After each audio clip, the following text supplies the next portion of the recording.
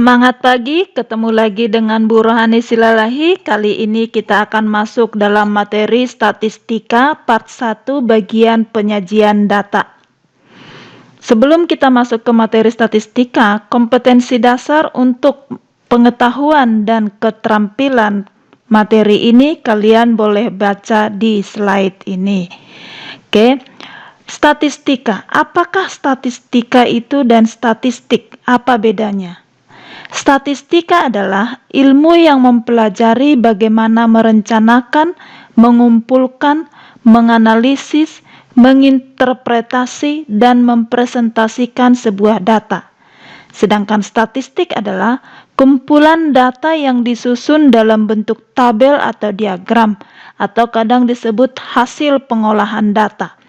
Jadi statistika adalah ilmunya, statistik adalah hasil pengolahan data dari statistika tadi. Oke, langsung saja kita masuk ke bagian statistika part 1 mengenai penyajian data. Penyajian data untuk kali ini dibagi dua, penyajian data untuk data tunggal dan penyajian data untuk data kelompok. Kita langsung ke penyajian data tunggal. Yang pertama, tabel. Data tunggal ini kita akan sajikan dalam bentuk tabel. Berarti kita buat dalam dua kolom, berisi data dan frekuensi. Kolom pertama data 8, artinya nilai 8 atau data 8 ada 2. Data 15 ada 3, data 19 1, dan seterusnya, totalnya ada 12. Total data ini 12. Gini. Jadi data tunggal ini disajikan dalam bentuk tabel, bentuknya seperti ini. Yang berikutnya, diagram batang. Data tunggal yang di samping ini kita bisa sajikan dalam bentuk diagram batang. Diagram batang itu penyajian data dalam bentuk batang-batang persegi panjang yang menjulang mengikuti frekuensinya, di mana yang vertikal itu datanya, yang horizontal itu adalah frekuensinya. Untuk ini datanya 8, 15, 19, 21. Frekuensinya kita bikin intervalnya 0 sampai interval 2. Berarti untuk 8 tingginya 2, untuk 15 tingginya 3, 19, 1, 21, 6. Dari sini kita bisa lihat diagram batang itu adalah batang-batang berbentuk persegi panjang di mana tingginya ini mengikuti frekuensi. Penyajian data tunggal yang berikutnya, yang ketiga, adalah diagram garis. Diagram garis itu adalah penyajian data dalam bentuk garis, di mana sama seperti tadi, yang horizontal itu data, yang vertikal itu frekuensinya. Sama kita pakai contoh yang tadi, datanya 8, 15, 19, 21, frekuensinya kita bikin, 8 itu adalah 2, 15 itu 3, kita hubungkan 2 ke 3, 19 itu frekuensinya tadi 1, kita hubungkan 3 ke 1, kemudian 21 itu tadi frekuensinya 6, kita hubungkan, tarik garis lagi dari 1 ke 6. Inilah diagram garisnya, gitu ya. Kemudian penyajian data yang berikutnya untuk data tunggal adalah diagram lingkaran. Diagram lingkaran itu adalah penyajian data dalam bentuk lingkaran. Jadi bisa dibikin dalam sudut-sudutnya dulu. Kita cari dulu sudutnya. Sudut untuk data A, banyaknya A per banyak seluruh data dikali 360. Contoh untuk yang tadi. Data 8, berapa derajat dia? Caranya, data 8 ada 2. Total seluruh data 12 dikali 360 sama dengan 60 derajat. Ini kalau dalam derajat cara menghitungnya seperti ini. Kalau dalam persen nanti, misalkan berarti sama. Ininya banyak data per banyak seluruh data, tapi di sini dikali 100%. Untuk ini Ibu kasih dalam bentuk derajat saja. Dan dengan perhitungan yang sama, data 9, data 15 juga bisa kita hitung. Data 15 tadi ada 3 dibagi 12 dan seterusnya. Data 19 juga ada 1 dibagi 12 dan seterusnya. Sama data 21, kemudian kita gambarkan diagram lingkarannya. Dari sini bisa kita lihat data 8 60 derajat yang warna biru, data 15 yang warna merah 90 derajat, ini siku-siku. Data 19 yang warna hijau 30 derajat, yang ini 180 derajat setengah lingkaran yang warna kuning. Ini penyajian data dalam bentuk diagram lingkaran. Sekarang kita lanjut diagram batang daun. Diagram batang daun itu adalah penyajian data yang terdiri dari dua bagian, yakni bagian batang yang memuat angka puluhan dan bagian daun yang memuat angka satuan. Nah, gimana kalau datanya nanti ratusan? Boleh, bagian batangnya memuat ratusan, bagian daunnya nanti memuat pembulatan dua bilangan puluhan dan satuan. Ini Ibu kasih contoh yang untuk puluhan. Nah, untuk ini diagram batangnya ini tadi sebagai batang, puluhan, daunnya sebagai satuan. Ini batang, ini puluhan. Dari sini kita bisa lihat untuk yang puluhannya 0 itu adalah untuk angka 8. Jadi satuannya 8. Untuk yang puluhannya 1 ini itu adalah 1, 15 sampai 19. Berarti satuannya, daunnya 5-nya 3, 9-nya 1 dari sini. Untuk yang puluhannya 2, satuannya atau daunnya ada 6. Daunnya angka satunya gitu ya. Oke, itu diagram batang daun. Kita lanjut untuk yang bagian B, data kelompok. Data kelompok itu adalah data tunggal yang disusun dalam interval tertentu. Jadi kalau data tunggalnya sudah banyak, kalau tadi hanya 12 data tunggalnya, boleh kita bikin hanya bentuk tadi, data tabel yang sederhana. Tapi kalau datanya sudah lebih dari 20, biasanya kita bisa bikin dalam data kelompok yang memiliki interval tertentu. Nah, contohnya ini. Berat badan dari 30 orang siswa. Ini data berat badannya. Ini akan kita sajikan dalam yang pertama untuk dalam bentuk tabel distribusi frekuensi. Data berat badan 30 orang siswa ini akan kita masukkan dalam tabel distribusi frekuensi. Langkah-langkahnya yang pertama adalah kita tentukan dulu range-nya atau jangkauannya.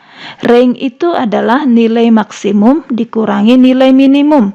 Untuk data berat badan ini paling tinggi atau paling gede adalah 80.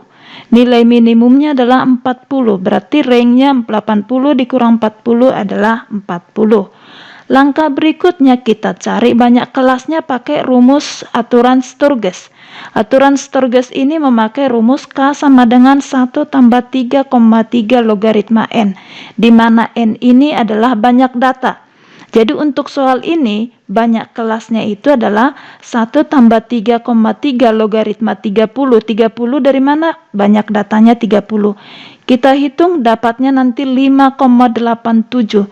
Kita bulatkan jadi 6 banyak kelasnya. Langkah berikutnya kita cari panjang kelasnya. Panjang kelas atau P atau boleh interval. Interval atau panjang kelas itu rumusnya adalah jangkauan per banyak kelas. Yang tadi hasilnya ini 40 per banyak kelasnya 5,87 atau per 6. Hasilnya adalah 6,66. Atau kita bulatkan 7 lah panjang kelasnya atau intervalnya. Nah, ini kita udah dapat banyak kelasnya ada 6, panjang kelasnya ada 7. Kita tentukan batas bawahnya, yakni dengan melihat biasanya data terkecil dari data ini, yakni 40. Jadi kalau misalkan ini kita masukkan dalam bentuk tabel, hasilnya adalah seperti ini. Maksudnya data terkecilnya 40 dengan panjang kelasnya 7, 40 panjang kelas 7 berarti sampai 46. Di bawahnya 47. Atau boleh dilihat dari sini 40 ditambah 7, 47 ke sini. Ditambah ini ke sini jadi 53, karena ini 47 ke 53 itu 7 panjang kelasnya ini. Kalau di sini udah 53, ini 54. 54 ditambah 7, 61. Bisa gitu juga cara ngitungnya. Jadi di sini 40 tambah 7, kemudian ini tambah 7 dan seterusnya ke bawah.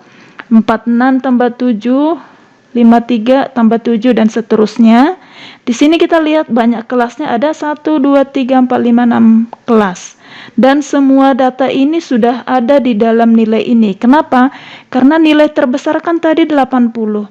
Ini sampai 81. Berarti semua data ini sudah masuk dalam interval ini. Sekarang menghitung frekuensinya caranya gimana? Kita lihat. Yang nilainya 40 sampai 46 ada berapa orang? Dari sini kita lihat 40, 1, 2, 3, 4, 5. Sampai sini 5. Berarti nilai 40 sampai 46 ada 5 orang. Yang nilai 47 sampai 53 berarti mulai dari sini. 1, 2, 3, 4, 5, 6, 7, 8, 9. Sampai sini 9 orang. Makanya ini 9 dan seterusnya. Nah, jumlahnya ini semua harus 30 karena tadi jumlah 30 orang siswa gitu. Jadi data ini kita masukkan dalam tabel distribusi frekuensi, inilah hasilnya. Langkah-langkahnya seperti ini tadi. Nah, ada juga definisi-definisi atau istilah-istilah di tabel distribusi frekuensi ini. Oke, contohnya ini. Misalkan kita ambil dari kelas ketiga.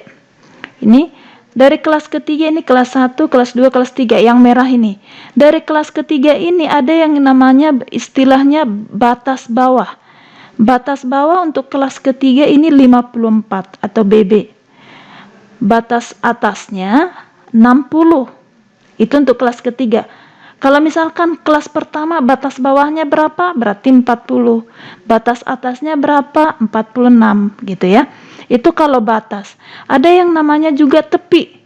Tepi bawah untuk kelas ketiga. Nah, yang merah tadi ini, tepi itu kalau tepi bawah dikurangi 0,5. Jadi 54 dikurang 0,5, 53,5. Kalau ada tepi bawah, ada tepi atas.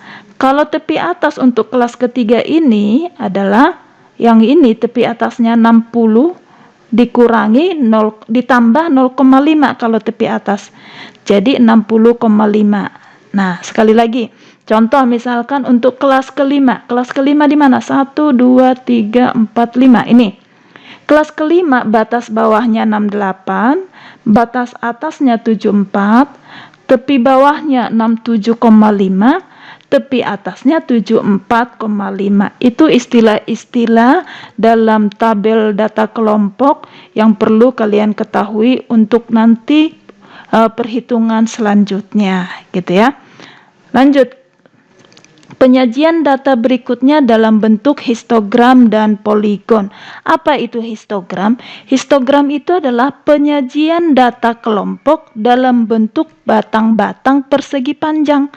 Jadi kalau data tunggal namanya tadi diagram batang, kalau data kelompok namanya histogram.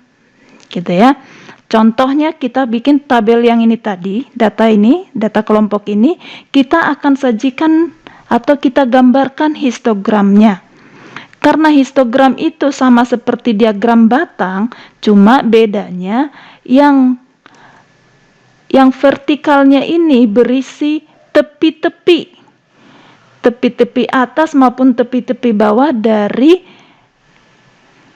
tabel data kelompok ini.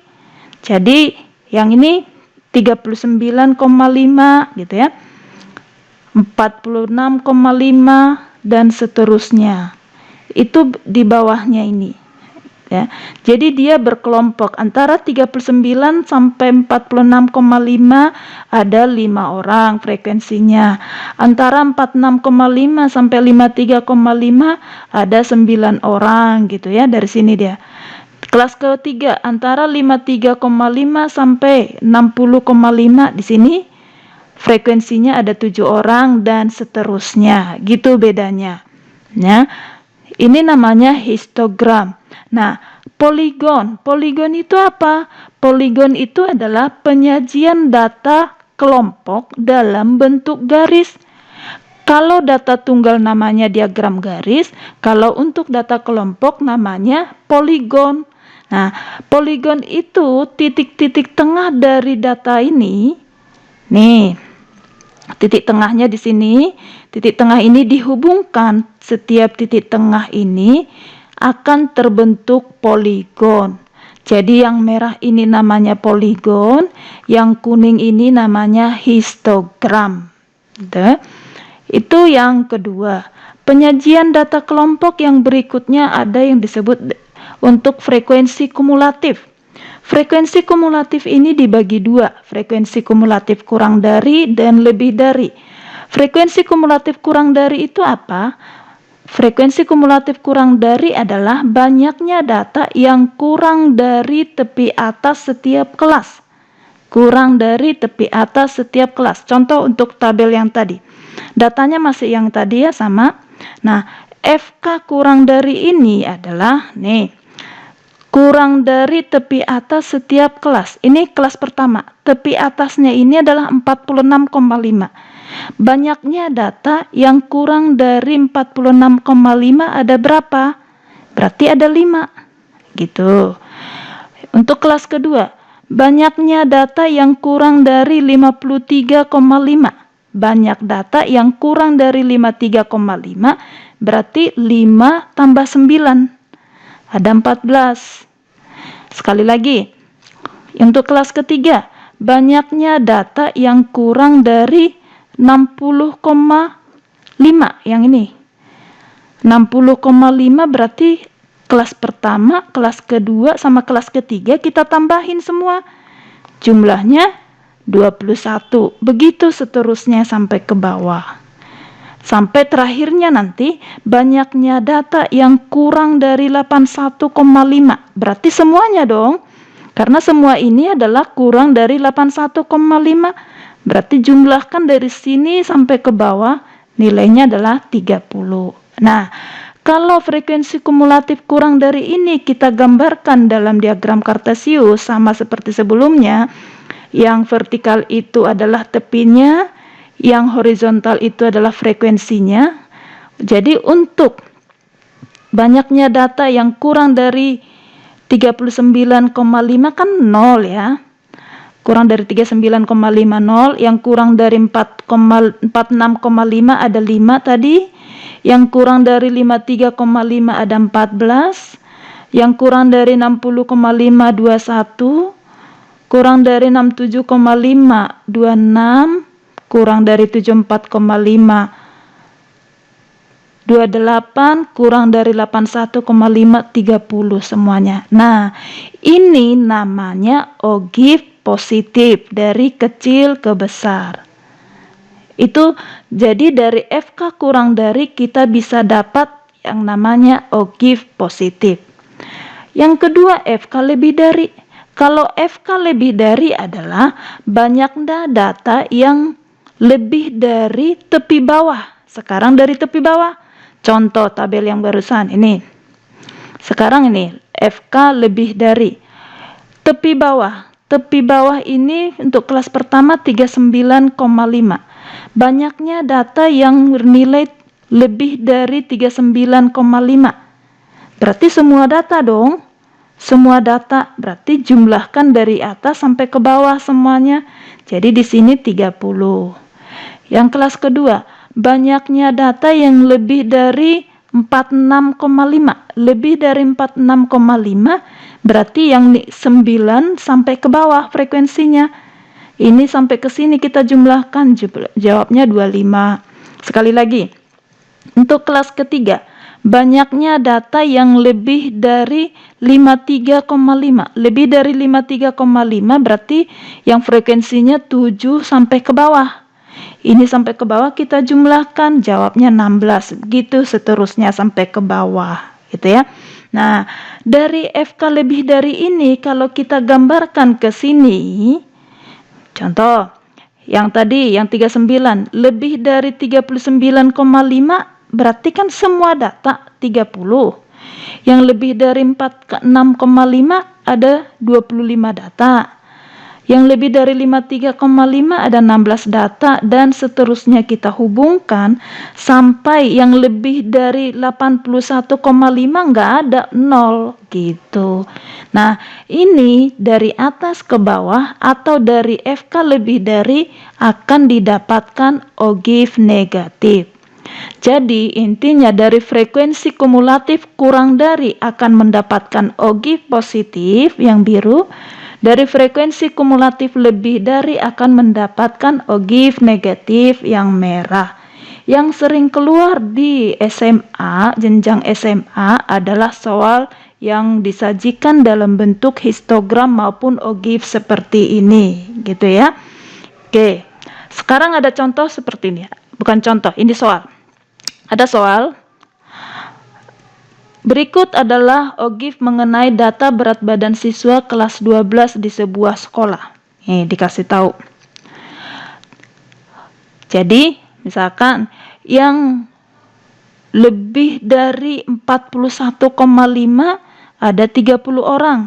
Yang lebih dari 46,5 ada 28 orang. Atau kalau yang ini, yang kurang dari 41,5 nggak ada, 0. Yang kurang dari 46,5 2 orang. Gitu ya cara membaca tabel ini ya. Yang kurang dari 51,5 berarti ada 5 orang. Yang kurang dari 56,5 ada 10 orang, dan seterusnya. Gitu cara membaca tabel ini. Nah, dari ogive ini coba kalian tentukan banyaknya siswa yang memiliki berat badan antara 61,5 sampai 66,5 kg. Ada berapa orang siswa yang berat badannya antara 61,5 sampai 66,5 kg? Kalian jawab di kolom komentar ya. Oke, see you, tetap semangat.